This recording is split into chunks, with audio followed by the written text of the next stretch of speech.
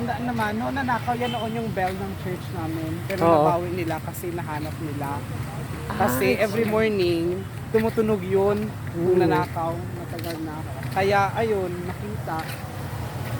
Umakit kami dyan pag Flores, kami yung nagbe-bell.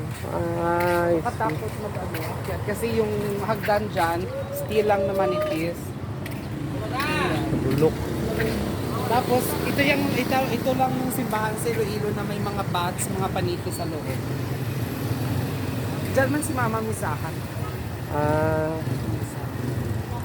Saka yun yung municipal, namin, munisipyo. doon. Oo, Maliit lang siya.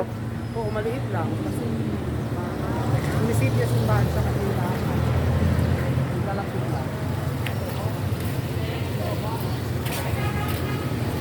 Tapos mga products na ng kabilang bayan.